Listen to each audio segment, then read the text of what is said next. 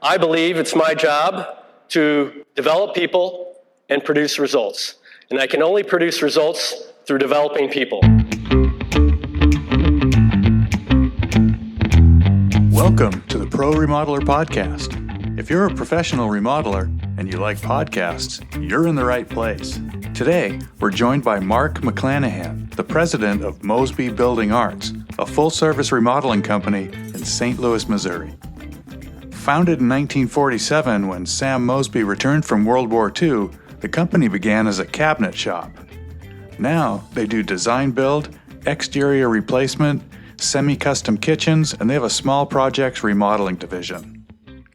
Mark's words today come from a presentation he gave at the Pinnacle event last June, where he spoke about unleashing greatness within your team. And not just your leadership team, your whole team. From the least skilled employees to the top leadership positions. It's built on a management system that includes frequent communication, accountability, and empowerment. We're going to go deep on each of those, but Mark begins the conversation by talking about the future. I have a good friend of mine, who is a futurist. Mark's friend is named Jeremy, and all he wants to talk about is the future. But not like crystal ball stuff, tangible future thought exercises. Like picturing yourself 15 years from now and looking at two outcomes resulting from different behaviors beginning now. One outcome is you are currently doing the job that you're doing now, and it's essentially the same. The second one is to think about that you've spent the past 15 years mentoring and developing people and what that looks like. Given these two outcomes, Mark says Jeremy's critical question is, which person do you want to have coffee with 15 years from now? I don't know. I feel like the answer depends on who's buying the coffee, but that's one difference between Mark and myself.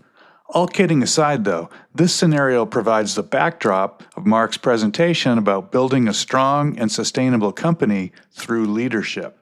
Empowering others to think like leaders helps them understand what leadership means, how simple problems look different to leaders and followers, and why leadership decisions are made the way they are. A lot of leaders get caught up in the operational muck of their day jobs, and taking a little extra time to give feedback, coach, and communicate clearly can feel like a tax. Really, it's an investment in the future of your organization. Myself, I believe it's my job to develop people and produce results. And I can only produce results through developing people. Part of developing people is to develop yourself. Mark is a lifelong student who's always reading a book, often nonfiction and often about leadership. His company has 141 employees, and the leadership is made up of 10 of them. But his passion for unleashing greatness in people around him didn't begin inside Mosby Building Arts. It began inside a recording studio. Mark's early career was a recording engineer and producer, where he witnessed firsthand how empowering people can bring about amazing results. That's when I really fell in love with working with people and helping people achieve really cool things. And since then, I've developed a personal mission statement for myself, and that's to call people to their greatness. A personal mission statement transcends your day job. It drives home with you after work, where you interact with your family. It goes to community meetings with you, like the PTO and city council meetings. Now, this episode isn't about raising kids or participating in the community. It's about developing leaders at work. And that begins with the definition of leadership. At Mosby, we define leadership as anywhere that there is influence. They literally have t-shirts that say this, and employees regularly wear the shirts because everybody at the company is a leader. It does not matter what title you have at the company. You are a leader at the company because you have influence on anybody around you. And that influence comes through our behaviors, and those behaviors turn into outcomes. Why that's important is when I'm talking to individuals about their leadership at Mosby, I'm saying your behaviors matter. So if you have bad behaviors, what do you think the outcome is going to be? Seems like the outcome's going to be bad. The outcome is going to be bad. Okay, good. If you have good behaviors, what do you think the outcome is going to be? Positive? The outcome is going to be positive. Yes. And that's why I think this definition of leadership is so powerful. The other thing about leadership at Mosby Building Arts is it's operationalized. We talk about it in all sorts of settings, but it's also just about how we operate in developing leaders. Everyone's heard the saying that people rarely quit jobs, they're more likely to quit managers. And that's something that company presidents should focus on. Do some managers have higher attrition rates than others? In fact, anytime somebody quits at my company, I'm going straight to that supervisor and saying, what could you have done better? What is it about your leadership that caused that person to want to leave? And then sometimes that comes back to me and what did I do wrong? It's a rare question and worth asking. Moreover, it's worth answering honestly. That discipline and focus is reflected in Mosby's tactics for building leadership within the team. The first one is having a vision of leadership. This one has been super powerful for me. In fact, I will tell you, I remember when this became important to us as an organization. It was in 2018, and I had to fire somebody at the company. It was somebody who reported to me. She'd been working for me for a year and a half, and she just wasn't working out. And it was about a year into that, before of her employment, that I realized I just wasn't clear about what our leadership needs to look like at this organization. So all fingers pointed to me and why she failed is because I wasn't clear, we were not clear about what leadership needs to look like at this company. Because she was fired because she was a bad leader. But she was also fired because I failed her as a leader. Mark references the Zingerman approach to leadership and company culture. You know, the story about the deli in Ann Arbor, Michigan, which punched above its weight in customer service and employee loyalty. It grew into a whole thing. Anyway, here's how to visualize your vision of leadership. You want to include others. It's not just you as the leader going, well, I'm going to write out my vision. You want to include others, and you want to work together. You want to brainstorm, and you want to get together and picture what does the future of us look like as a group of people. When somebody looks in at the organization, what do we look like as a leadership team? What is the vision of leadership at this company? Once you've got the big list, the brainstorm bucket of ideas, assign someone from the brainstorm team to draft a leadership vision statement. It can be you, it can be someone from the leadership team, it can be one of the carpenters, as long as they were in the brainstorm meeting and they're a reasonably good writer. Then you would take a few moments for everybody to look at it, and then everybody should sleep on it. Everybody who's been involved in the brainstorming, you come back together, you sit together, and then you refine that statement and agree on what you want that vision to be. What the vision statement looks like will depend on the brainstorm bucket and the particular priorities of the participants. When Mosby used this method to write theirs in 2018, it came out as being a distinguished, servant-based leadership team. These words are very intentional. Distinguished means if you were to come sit in a meeting at Mosby, a leadership meeting, and be a fly in the wall, you would look and say, wow, they kind of stand out as, that's kind of special. And the servant-based one is, we work for the people who work at the company. It's our jobs to remove the friction from their worlds to help them succeed in their jobs. Not the other way around. It's not their job to make my job easier. It's my job to make their job easier. And the last part of this, which is to be an effective, cohesive team, that's stolen right from Patrick Lencioni's The Advantage. He talks about a cohesive team. And a cohesive team is a team that's built on trust, healthy conflict, commitment to what you agree on, holding each other accountable, and then the effective part becomes you get results from that. So that's step one toward developing leaders within the company, defining leadership. The next step is we intentionally develop one-on-one relationships. And we do that through a few methods. The first one, one-on-ones, and that's kind of obvious, right? Sometimes it's not obvious. Sometimes people don't understand the power of one-on-ones. One-on-ones are the most powerful tool that you can have to develop a leader at your organization. Every manager and every supervisor, including myself, at the company, it was required to have at least bi-weekly, if not, I prefer weekly one-on-ones. One-on-one meetings can be just about any amount of time. It really depends on the size of the role. They're usually between 15 and 45 minutes. A big part of one-on-one relationships is timely feedback. We teach our managers and our leaders at the company is we have to provide feedback. We have to let them know whether they're doing well or what they need to correct. And it's all about looking at their behaviors. But you have to do it timely. Timely means right now, when a positive or negative behavior is noticed. not waiting until your weekly one-on-one meeting. Timely and quick. It might sound like this. Hey Bob, when you run a meeting smoothly and efficiently like you just did, it moves all of the projects along quickly, saves a room full of time, and sets a great example for other people in the room who run meetings. Keep it up. Another part of one-on-one relationships is delegation and coaching. Building your team's skills by giving them more challenging assignments and helping them to develop the skills needed to succeed with those challenging assignments. I always look for things that I can delegate to people who work for me. And I always encourage my managers to look for things that they can delegate down. Peter Drucker says, literally I think he says this is something like, it's your job as an effective leader, an effective executive, to do everything you can to push responsibility down. And you only do that through delegation. And it's not because he's trying to say you want to shuck off responsibility. It's because he wants you to develop stronger leaders within the organization. And then allows you, as a leader, to focus on bigger and better things for the company. Coaching and delegation are similar but different. Siblings but not twins.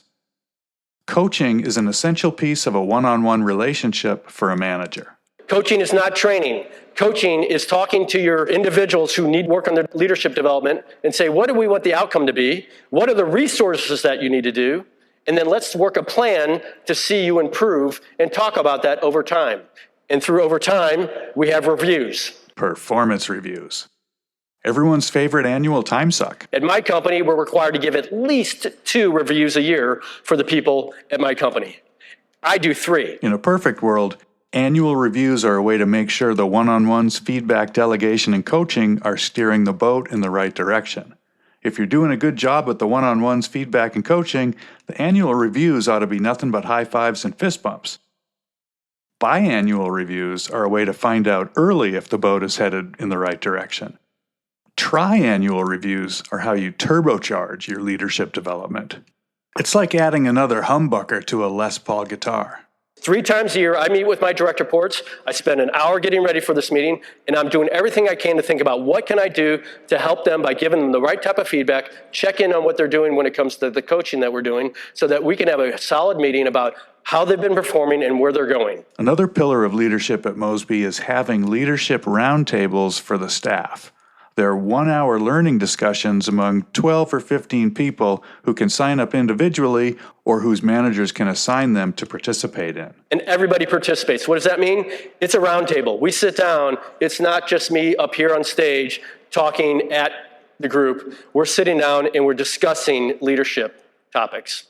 Mark typically leads the roundtables and uses content from books, videos, podcasts, and other information sources. They create worksheets and design conversations around management topics like management basics, such as one-on-ones, feedback, coaching, delegation.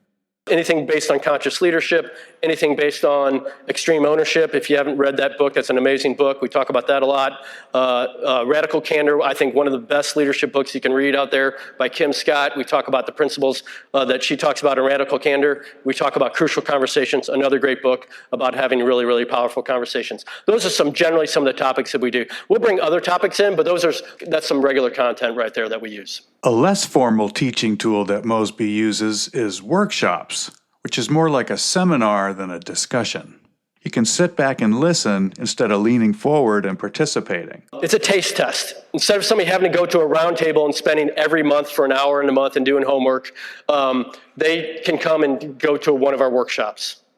The workshops are for individual refinement, and the fact that we have these just creates a positive impact because people know, anytime I want to go and sit in on one of these leadership workshops, I can. They're an hour long. They are in presentation format. They're not roundtable because the relationships haven't been really developed. So they are more presentation style. And it happens 6 to 10 times per year. It's open to anybody at the company. Anybody who wants to come. Doesn't matter. You can be a laborer out in the field. You can be the receptionist. You can be one of the managers. Anybody of our 140 employees can come to these. Voluntary and assigned. And I facilitate these too. Sometimes I do delegate these to managers to facilitate, but I do facilitate most of them. He hands out a worksheet for attendees to fill out during the presentation, and at the end, everyone gets a quiz that they can use their worksheet to answer. And by the way, I then give that quiz, which they turn in, and I hand it in to their manager to say, hey, look, this is what they learned in this workshop. The final leadership pillar at Mosby is tooling up the newly promoted. Every supervisor or manager in the company goes through a training process in which they learn everything we've been talking about and more.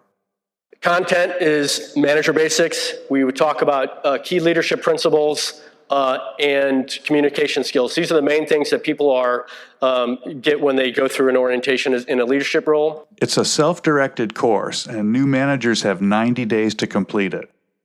The courses are taught by company leaders. And they're always assigned a mentor inside or outside of the organization. And what does that mean? And this is an important one. Sometimes a supervisor will assign another manager to be their mentor. And that mentorship could last for 12 months, could last for 6 months. And anybody who is a higher level manager, I will most likely hire them an outside business advisor. We make sure that we invest by getting people who can mentor these people in these roles. That's another way that we tool up leadership at Mosby Building Arts. All of this might sound like a lot of time and expense to invest in people who might not even be with the company in a few years. But the point is, if you invest in your people today, they're more likely to invest their future in your company. And if they make it through all this training, coaching, and success development, they're going to be worth keeping around. Our company is thriving because of the investment that we've made in this. I've got examples all across the organization about people who have really grown significantly in their purpose and role at our organization. And I also want to share with you, I don't know if you heard this or not. They did not. I cut out that part of the conversation. Scott Mosby owns this company. Scott Mosby is not here today because he built leaders underneath him and created a succession for him to retire. Scott Mosby is right now, well, I think he was up in Canada for a little bit traveling, but he lives in Scottsdale. He doesn't live in St. Louis, Missouri. He retired in 2018. And he retired because Mosby Building Arts has spent a lot of time and energy thinking about succession and how to develop future leaders at the company. So that's success story number one. But my most proud success story is Sarah Tabaka. She is the director of operations at Mosby. She is my right hand. She started at the company 19 years ago before I did. I was there 15 years ago. She started as an accounting clerk, and she's now the director of operations at the company.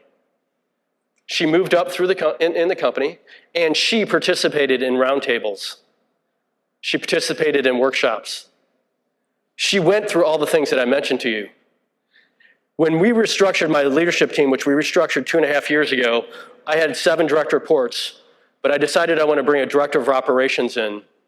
We looked at outside candidates, and I encouraged her to apply for it because I felt like she'd be a good candidate.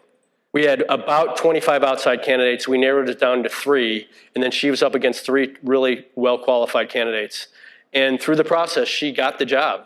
And it wasn't just because she was there at the company, it's because she deserved the job. And I can tell you right now, we are more profitable because of her. Like literally, I can point to the profit that she's brought to the bottom line because of her leadership.